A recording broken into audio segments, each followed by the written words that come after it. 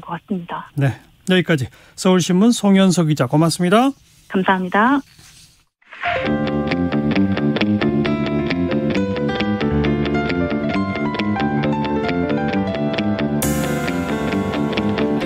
돌아가지 않습니다. 직진 본능 직설하고. 말 돌리지 않습니다. 할 말은 합니다. 직진 본능 직설하고. 인사이트 K의 배종찬 연구소장 나오셨어요. 어서 오십시오. 안녕하십니까. 오늘은 특별히 김민아 시사평론가를 모셨습니다. 어서 오십시오. 안녕하세요. 네. 자, 사전 투표들 다 하셨죠, 두 분? 저는 못했습니다. 저는 아직 못했습니다. 왜요? 본선거일 날 네. 마지막까지 변수를 지켜보겠다라는 마음으로. 사전 투표를 꼭 해야 되는 건 아니죠. 저도 꼭 해야 되는 것처럼 이렇게 체근하면서 묻는 게 이상하네요. 그러니까요. 아니 투표에 자유가 있으니까요. 예, 맞습니다. 자, 이번 가장 접전이 인천 계양을 선거구죠. 그쪽에 출마한 두 분의 목소리, 또 경기도지사 후보들의 두 분의 목소리 우선 들어보고 이야기 나누겠습니다. 나의 삶을 바꾸고 이 지역사회를 발전시키기 위해서는 검증된 역량이 있는 일할 능력이 되는 사람을 대표로 뽑아야 합니다. 이번 선거는 계양 구민을 이용해서 정치적 욕심을 채우겠다는 분과 계양 구민의 자존심을 지켜내야 하는 선거입니다. 국정 운영에 34년 참여를 했었고 대한민국 경제를 책임지는 경제부총리를 했었고 나라 살림도 책임졌습니다. 이와 같은 능력과 역량, 경험을 가지고 71년생입니다. 경기도는 젊습니다. 그런 경기도에는 저와 같은 힘있고 역동적이고 그리고 도민께 힘이 되는 그런 여당 후보가 돼야 된다고 생각합니다. 네, 이재명, 윤형선 후보 그리고 김동연, 김은혜 후보 네 분의 목소리 차례로 들어봤는데요. 누가 이깁니까? 누가 이깁니까? 신도 모르고 저도 모릅니다. 네. 그런데 워낙 팽팽해서 예. 여기가 아닐까 하고 생각하다가도 그 다음날 발표되는 조사 결과를 보면 또 변하고 또 이게 알 수가 없고 도무지 걷잡을 수 없고 종잡을 수 없는 곳이 지금 이 경기도가 되고 있다. 예. 이렇게 말씀드려야 될 거예요. 경기도는 본 선거일 날도 판세가 바뀌지 않을까 싶은 생각 들거든요. 인천 계양을도 그래요? 글쎄 인천 계양을은 조금 다를 것 같고요. 어떻게 다른데요? 인천 계양을은 지지층이 얼마나 좀 견고하게 결집할 수 있느냐. 이건 지금 개인의 운명도 운명이지만 또 당의 명운도 걸려 있는 선거거든요. 더불어민주당도 그렇고 국민의힘도 그렇고 좀 성격은 경기도와는 조금 다른 것 같아요. 예. 지금 이 여론조사 공표 금지 기간이라 이 배종찬 소장이 입이 목구멍까지 올라왔는데 말이 목구멍까지 올라왔는데 말을 못하네요. 김민아 평론가 한번 얘기해 보세요. 예, 이 승패라는 거는 또 다양한 기준이 있는 거 아니겠습니까? 저는 선거의 당락을 가지고 얘기를 하면은 여전히 계양을의 경우에는 이제 이재명 후보가 좀 더 유리하지 않나 이렇게 생각은 하는데요. 그런데 당선된다고 해서 그걸 또 승리했다 이렇게 평가할 거냐? 왜냐하면 계양을에서는 이제 상당히 민주당 후보는 앞서갈 수 있다라는 지역구여서 이재명 후보가 출마한 그런 맥락들이 있는 건데 전국 선거를 또 진두지휘해야 되는 맥락이 있으니까. 그런데 어쨌든 윤영선 후보가 상당히 지금 추격을 굉장히 하고 있는 그런 상황이기 때문에 이게 당선된다고 해도 이 종합적인 평가에서는 과연 이긴 거냐에 대해서는 여러모로 평가가 좀 엇갈리는 상황이 될 수가 있겠다 이런 생각입니다. 지금 전국을 다니기는커녕 인천에 계속 묶여 있잖아요. 그렇죠. 네. 자, 아무튼 결과는 지켜봐야 하는 건데 사전 투표율이 역대 지방선거 가운데 가장 높다. 그런데 줄곧 선거가 되풀이될수록 사전 투표율은 올라가는 추세였기 때문에 큰 의미 있는 숫자는 아니죠. 저는 그보다는 이제 지역별로 차이를 두고 볼 필요가 있을 것 같습니다. 전남이 제일 높고 대구가 제일 낮아요. 대구가 낮은데 그런 이유는 두 가지 이유라고 봅니다. 하나는 이제 지역적인 관성, 전통적으로 이제 호남, 특히 이제 전남, 전북, 광주는 좀 사전투표율이 높은 편이에요. 그러니까 적극성. 지난 대선 때도 그랬죠. 그렇습니다. 맞아요. 그런 게 있고 이제 대구, 경북 이쪽은 본선거율을 좀 더 선호하는 그러니까 보수적 성향에다가 또 사전투표 논란과 의혹이 주로 보수 진영에서 계속 불씨가 지펴져 왔기 때문에 사전투표는 선거 부정 이런 얘기들이 그렇군요. 근데 이제 지역별로 좀 저는 따져볼 필요가 있는 것이 7개의 국회의원 보궐선거구 중에서는 인천 계양을이 거의 한 25% 가까이 되거든요. 지금 그 보궐선거 지역 가운데서는 두 번째입니다. 두 번째입니다. 첫 번째가 이제 보령 서천이고요. 그래서 저는 이게 도시 지역인데 이렇게 사전 투표가 높다. 그렇다면 뭐 지지층들이 결집을 했는데 예. 누가 더 결집을 했을까? 물론 이제 더불어민주당이 전통적으로 사전 투표에 좀 더 투표를 적극적으로 하는 건 있지만 이제 본선거일 날 어떻게 될지도 봐야 될 거고. 그래서 저는 대체적으로 사전 투표가 30%에 가까운 지역이라면 민주당이 조금 희망적이고 뭐 어디 쪽이 유리 불리한 따져서 그러니까 사전 투표율이 썩 높지 않다. 뭐 한 20%에 못 미친다고 그러면은 예. 국민의힘이 본선거일 지지층들이 본선거일 날 투표를 좀 많이 하는 지역이라고 봐야 되지 않을까 싶습니다. 사전 투표의 경우에는 사실 이전 선거까지는 확실히 민주당 지지층이 사전 투표를 많이 한다 이런 게 좀 있었어요. 확연히 보였는데 예. 이번에도 그럴 거냐? 물론 이제 이번에도 그런 흐름은 유지가 된다고 봅니다만 이번에도 그랬을 것이냐에 대해서는 조금 이제 판단을 달리할 부분도 있을 것 같아요. 그래요? 왜냐하면 정권이 바뀌었기 때문에 앞서 배 소장님 말씀하신 사전 투표가 뭔가 문제가 있는 투표가 될 것이다라는 이 보수 지지층 내의 이제 부정 투표론에 대해서는 예. 좀 안심되는 부분이 이제는 있다라고 볼 여지가 있거든요. 그리고 개항을의 경우에 특히 이제 이준석 대표가 직접 개항을 해가지고 이제 사전 투표를 하고 뭐 그런 과정이 또 있었던 거잖아요. 굉장히 사전 투표를 적극적으로 또 독려를 했기 때문에 분명히 이제 민주당 지지층이 좀 더 많이 나왔을 가능성이 있긴 하지만 국민의힘 지지층도 상당수는 과거에 비해서는 좀 많이 적극적으로 응하지 않았을까라는 생각이 들고 대구하고 이제 전남을 비교를 했지만 또 광주하고 대구 이렇게 비교를 하면은 이게 분명히 광주가 사전 투표율이 조금 더 높긴 합니다만 드라마틱하게 뭐 굉장히 높다. 지난 대선만큼 차이가 난다. 그런 부분은 또 아닌 것 같아서 예. 이게 지역별로 또 다양한 변수들이 오가는 상황이어서 결국은 이제 사전 투표의 이제 유불리 여부는 뭐 앞서 말씀드린 대로 국민의힘이 조금 더 뭐랄까 좀 예전보다는 조금 더 나았을 가능성이 여전히 있다고 저는 생각을 합니다. 전체 투표율이 좀 올라가느냐 내려가느냐는 어느 당이 유리합니까? 이것도 또 두 정당 다 해석이 다르더라고요. 해석이 다를 수는 있죠. 그런데 이제 우리가 봤을 때는 대선과 비교를 해보는 것이 더 적절하지 않을까 싶고요. 대선 때는 보수나 진보 또 민주당이나 또 국민의힘 양쪽 다 이제 투표 적극적으로 하게 되는 현상이 나타났거든요. 대선 때 투표율이 77.1%인데 지방선거 때의 이제 투표율이 60% 안팎 정도 이렇게 지난 직전 선거 그렇죠. 때도 그랬고 그렇다면 저는 크게 봅니다. 이제 두 가지로 보는데 하나는 그래도 투표율이 지방선거가 예상 외로 더 높다면 그건 적어도 젊은 세대들이나 40대나 좀 더 많이 나왔을 가능성이 낮으면 지방선거 평균 투표율보다도 좀 훨씬 높게 65에서 뭐 70% 사이 정도에 위치한다 그러면은 민주당이 좀 희망을 더 가져볼 수 있을 테고 그냥 60%에 못 미친다. 60% 미만이다. 이렇게 된다면 오히려 더 지금 여러 가지 선거 환경에서 좀 유리한 환경이 조성되어 있는 국민의힘 쪽에 더 희망적일 수 있을 거라고 봅니다. 예. 김민하 평론가도 비슷해요? 저도 뭐 유사한 판단이긴 한데 그런데 이런 부분은 같이 감안할 필요가 있는 것 같아요. 국민의힘이 주장을 하는 거는 민주당이 어쨌든 지방 조직들을 꽉 키워잡고 있다라는 것이기 때문에 일단 조직력이 일단은 이 민주당의 경우에는 상당히 반영되고 있는 기본적인 이제 상수가 있는 것이고 변수가 이제 국민의힘이 얼마나 이제 이른바 이 민주당 추가 심판론이랄지 국정 안정론이랄지 이런 걸 동원해 가지고 얼마나 동원하느냐다. 뭐 이렇게 주장하는 부분들도 있는데 그래서 투표율이 높아야 된다. 이렇게 주장하는 부분들도 있는데 근데 또 역으로 얘기할 때 민주당 지지층이 최근에 이제 실망한 부분들이 있거든요. 박지원 비대위원장 논란이나 이런 것들 때문에 그렇죠. 지지층이 또 얼마나 나올 거냐가 지금 상당한 관건이기 때문에 이게 투표율이 높다 낮다 이렇게만 판단할 수 있는 부분은 또 아닌 것 같고 그래서 실제로 이슈가 어떻게 작동되느냐 이게 판가름할 것 같은데 일단 민주당은 뭐 어제 일단은 봉합을 했어요. 그래서 이후에 얼마나 또 지지층을 동원할 수 있는 이 변수를 얼마나 창출하느냐가 또 남은 기간 동안에 주요한 변수가 될 것 같습니다. 흥미로운 사실을 하나 말씀드리면 이제 우리가 너무 지방선거인데 광역단체장만을 기준으로 삼고있거든요. 아, 그렇죠. 사실은 광역단체장 외에도 뭐 기초단체장도 있고 강역의원도 있고 기초의원도 또 비례대표 또 투표도 있습니다. 그래서 이게 모든 것을 좀 감안해서 물론 이제 정당 소속은 아닌 교육감 선거도 했는데 흥미로운 거 한 가지 말씀드리면 2018년 지방선거 때 문재인 대통령의 지지율이 그때 기억나실 겁니다. 남북관계 워낙 좋았고 북미 정상 싱가포르 회담 바로 다음 날 지방선거 치렀어요. 그때 한 조사 결과는 문재인 대통령의 지지율이 한 80% 정도 됐을 것입니다. 그런데 17개를 80%를 하면은 14개예요. 근데 그 이상 이겼잖아요. 14군데를 이겼으니까. 아, 그랬던가요? 네네, 14군데를 이겼고 총선 때도 보면 2020년 때 대통령 지지율이 60%였거든요. 한국 갤럽 기준으로.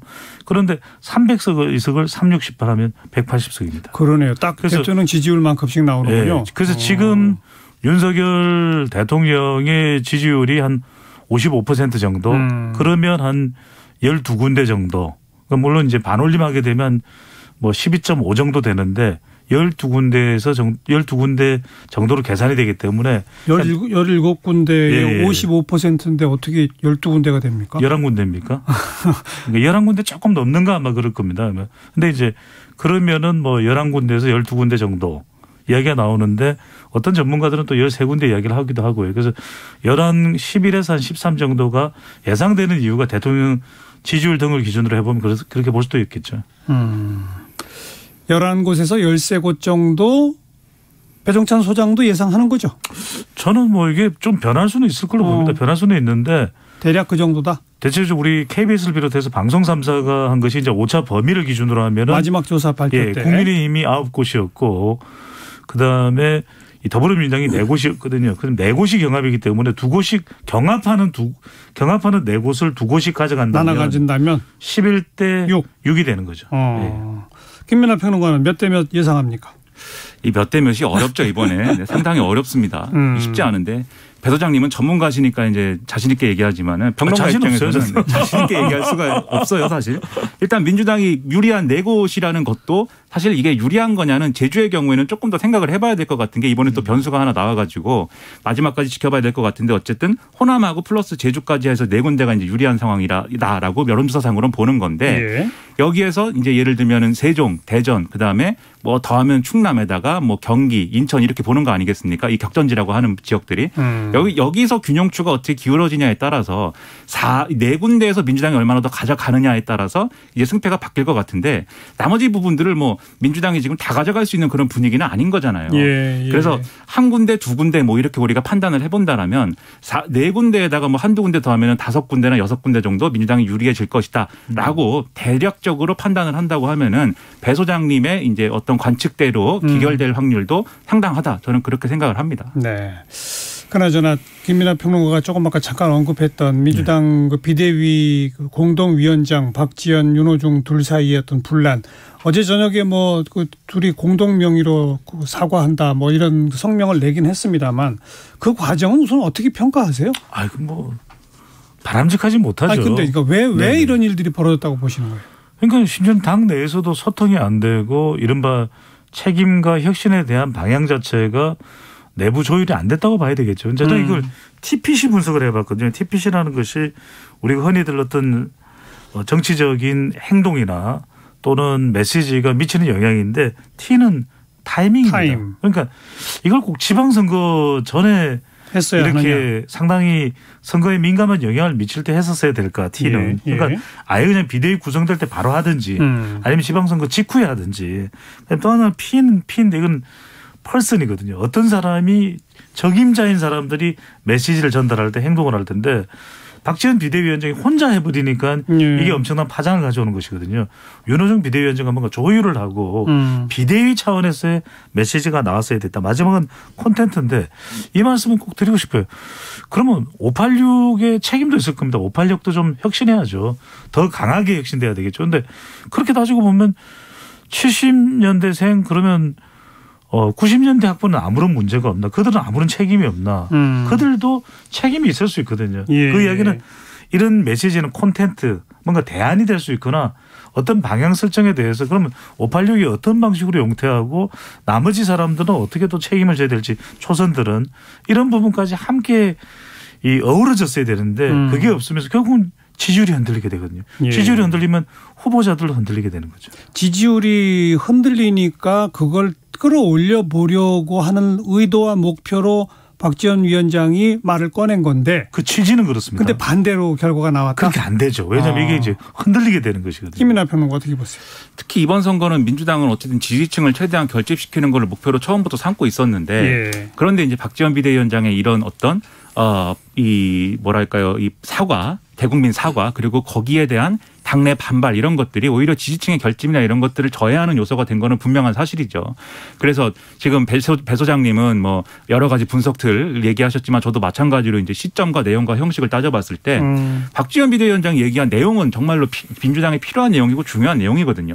그거 굉장히 흠잡을 데 없는 얘기를 하고 있어요. 정말 그대로 하는 어떤 쇄신안이 필요한 상황인데 시점과 형식에 대해서는 시점 지방선거 막 이렇게 사전투표 며칠 안 남기고 이제 불거진 논란이라는 점, 그다음에 형식 본인의 어떤 개인 플레이에 가까운 것처럼 돼버렸다는 점, 그 두 가지에 있어서는 민주당에는 별로 이제 선거에 도움이 안 되는 그런 이벤트로 귀결된 건 분명한 사실입니다. 그런데 이 지방선거만 치르고 민주당이 이 없어질 정당은 아닌 거잖아요. 그렇죠. 향후 5년을 어떻게 준비할 것이냐, 이게 사실은 제일 큰 과제인데 향후 5년을 준비하기 위해서 필요한 발언과 이런 행동을 저는 박지원 비대위원장이 했다고 보거든요. 그러니까 사실 지방선거에 미치는 악영향이라는 거는 오히려 20대 여성 비대위원장을 세웠을 때 거기에 대해서 이 민주당이 거기에 맞는 선거 전략과 거기에 맞는 어떤 캠페인 준비해가지고 하는 것이 중요했던 것이지 예. 마치 이 박지원 위원장의 발언이나 행보를 돌발 변수처럼 만들어가지고 이렇게 거기에 대응을 제대로 못하고 우왕좌왕할 성질의 것은 아니었다는 점에서 이 책임을 박지원 위원장한테만 묻기는 좀 어려운 것이고,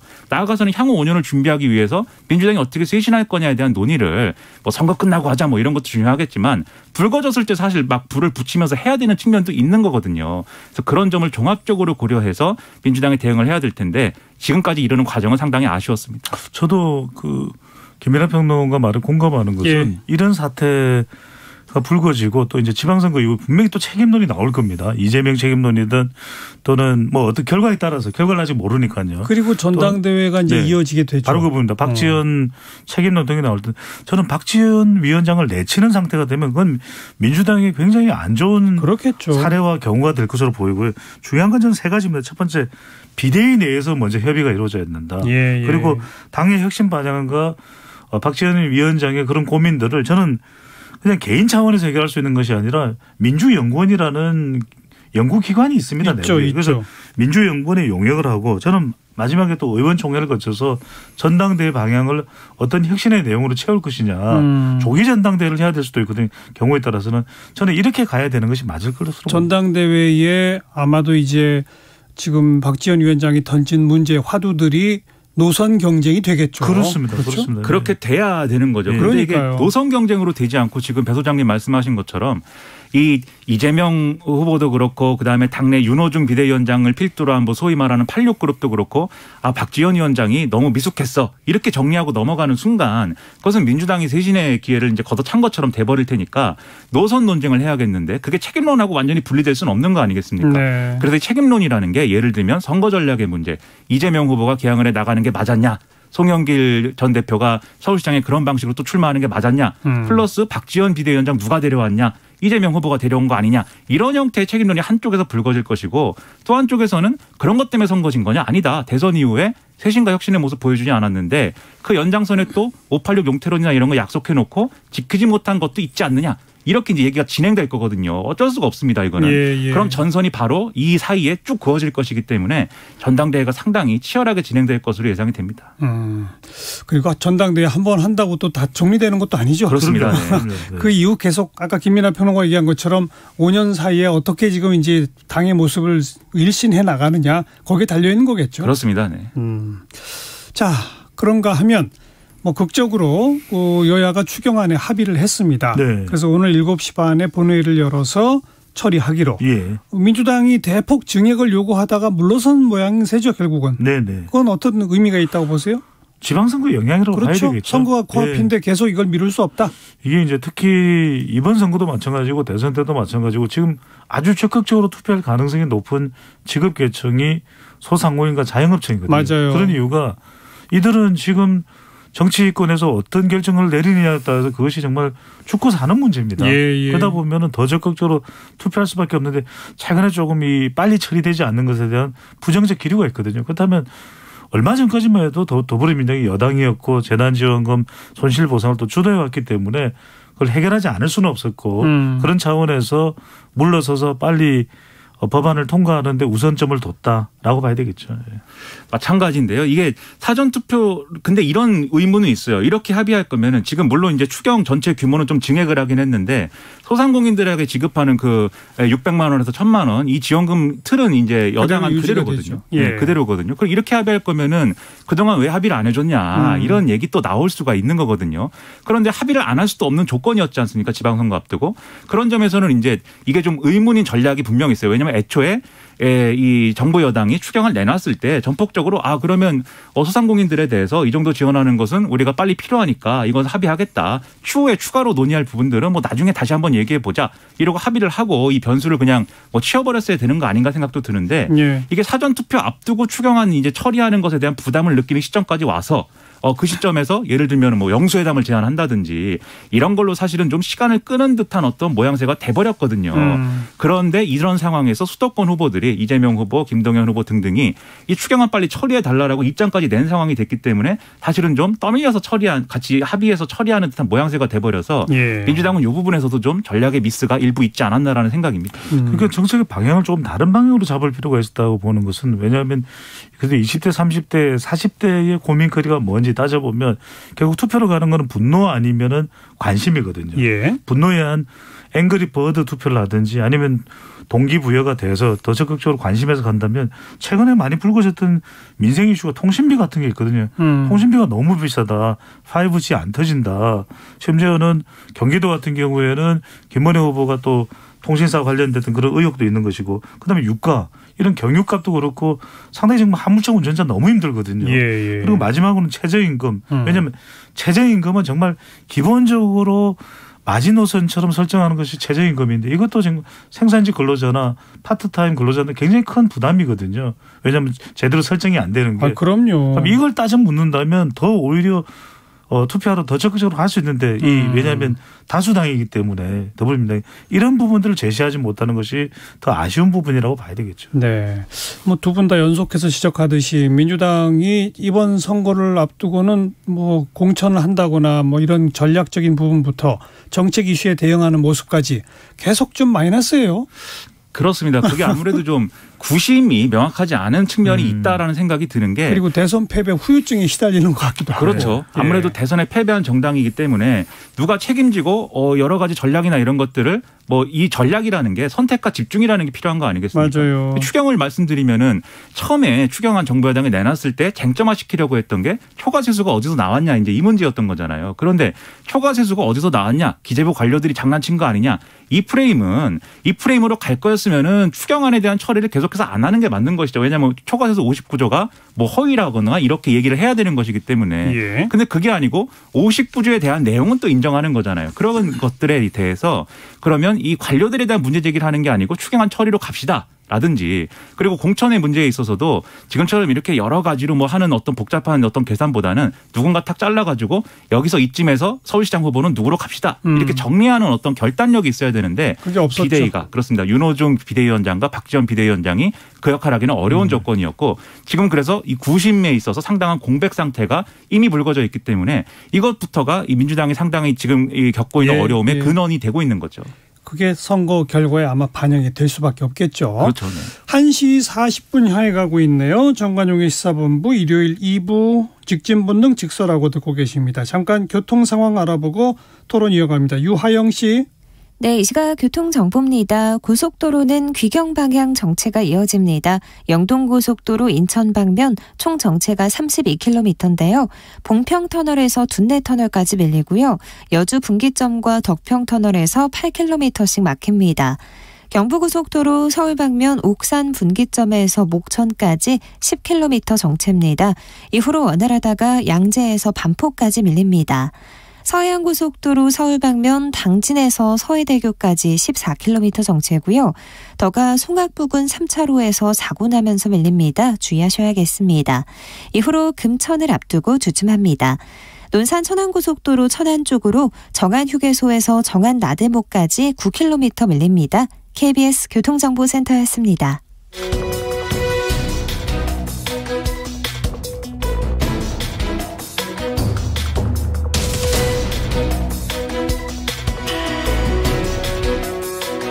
여러분께서는 직진 본능 직설하고를 듣고 계십니다.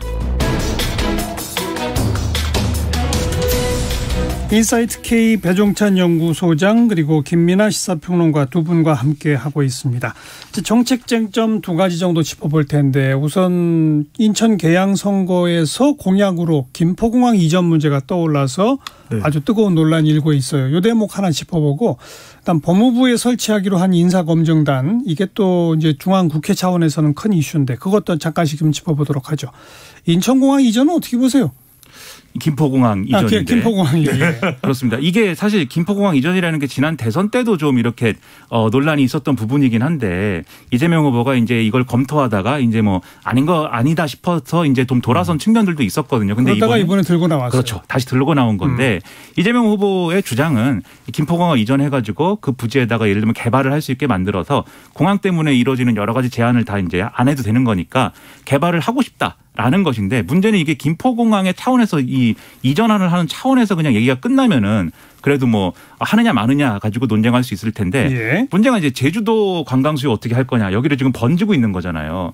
그러니까 이게 상당히 좀 골치가 아픕니다. 그래서 이 김포공항 이전 문제를 좀 이 전국적 차원에서 수밀관하게 굉장히 정책을 디테일하게 잘 설계해 가지고 이게 우리 당의 입장이다라고 내놓는 방식이었으면 아마도 이런 논란으로 번지는 걸 차단할 수가 있었을 텐데 제주도 관광 수요 어떻게 할 거냐 이 문제에 대해서 지금 민주당이 좀 각각의 좀 파편화된 답을 좀 내놓고 있어요. 그게 그러니까 김포공항을 인천공항 쪽으로 합치면 수도권 서울에 있는 분들이 제주도 가기에 좀 불편해져서 덜 간다 이 말인가요? 지금 김포공항에 이제 그 수요를 떠받치고 있는 게 이제 제주도 관광객 수요인 건데 말씀하신 대로 인천으로 이전할 경우에 교통 문제나 이런 것들 때문에 멀어져서 그렇죠. 숫자가 줄어들 거다. 더 불편해질 수 있는데 그러면 제주도 경제엔 타격 아니냐? 지금 이렇게 나오고 있는 거거든요. 국민의힘의 경우에는. 그러다 보니까 제주도에 있는 민주당 후보들이 김포공항 이전은 안 된다. 이런 얘기를 또 하고 있는 거예요. 그러니까 이게 좀 국민의힘한테 당하는 측면이 있는 거죠. 지금 이 문제가.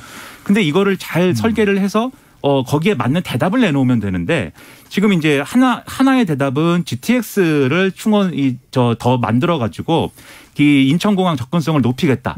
이게 하나가 있고 두 번째로 또 송영길 서울시장 후보도 이 부분에 대해서 얘기를 하고 있는데 또 해저터널 얘기를 하거든요. 해저터널을 만들면은 제주도 관광 수요를 또 충족시킬 수 있기 때문에 괜찮다. 근데 그거는 사실 해저터널은 뭐 현실성이 있는 거냐는 의문 아닙니까? 그 여기에 더해서 마지막으로 최근에 논란이 된 게 이재명 후보가 또 비행기가 앞으로는 수직 이착륙을 할 것이기 때문에 여기에 대비해서라도 뭐 새로운 어떤 공항 체계가 필요하다라고 했는데 그것도 이제 비현실적인 것이고. 수직 이착륙?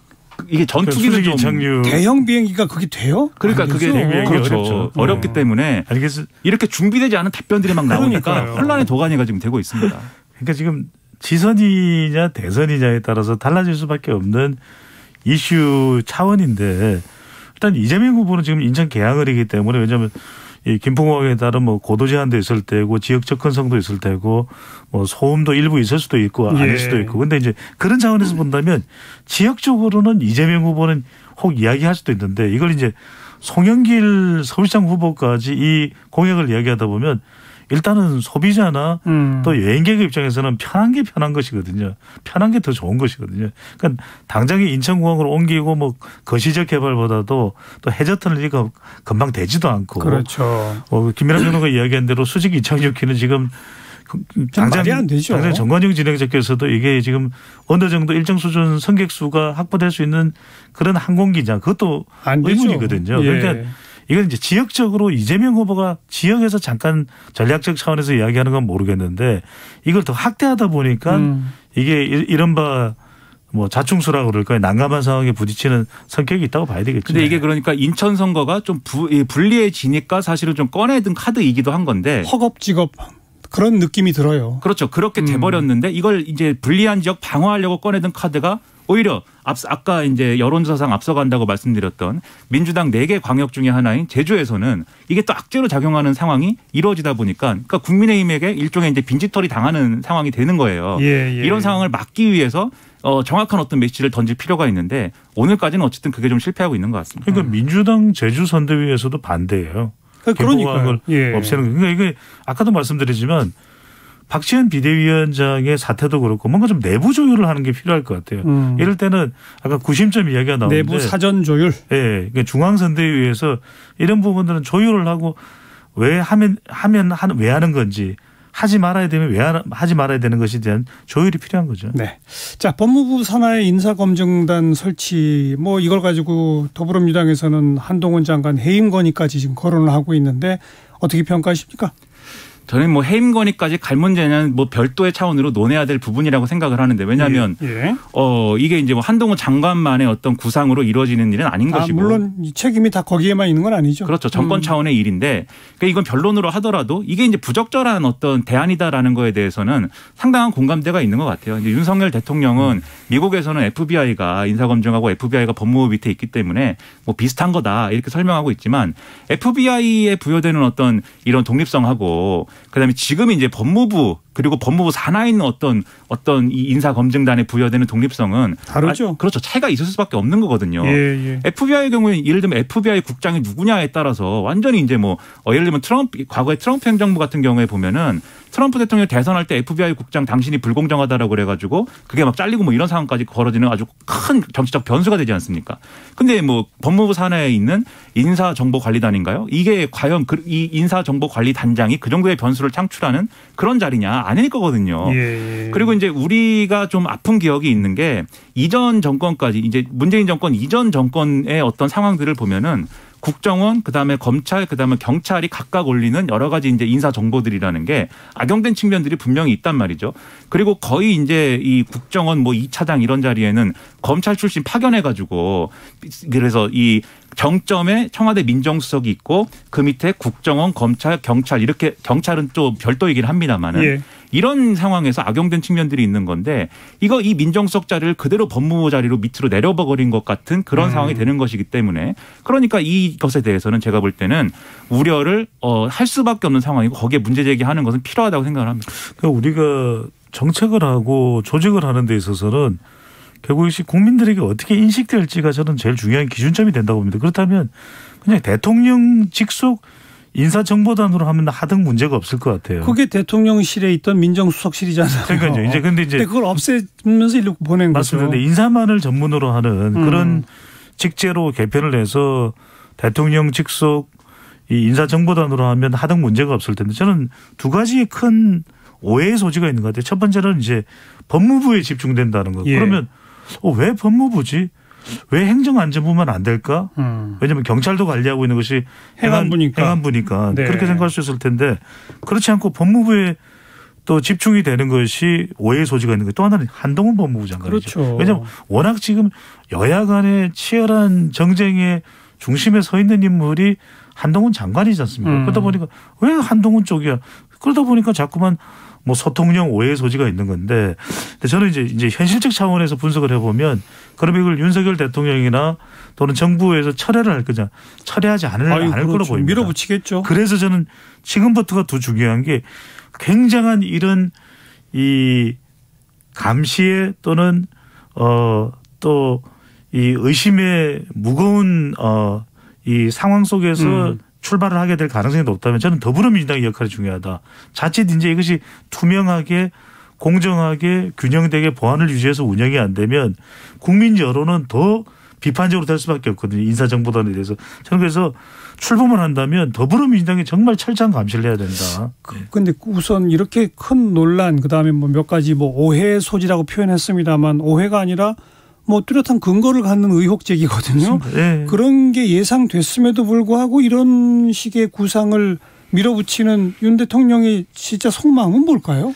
저는 뭐 둘 중에 하나의 방식으로 설명할 수 있다고 보는데요. 첫 번째 방식은 뭐 민주당이 주장하는 대로 한동훈 법무부 장관을 법무부 자리에 놓고 그리고 거기서 예를 들면 상설특검도 하고 그다음에 검찰에 대한 어떤 장악력도 발휘를 하고 인사정보에 대한 어떤 그런 것들도 장악을 해서 일종의 소통력 역할을 맡긴 것이다. 뭐 이렇게 그러니까 한동훈 장관은 또 윤석열 대통령의 최측근이니까 옛날부터 이런 정국 운영을 하려고 하는 거 아니냐 뭐 이런 해석 이런 해석이 한 가지로 가능하다고 봅니다. 이게 뭐 민주당의 해석이고.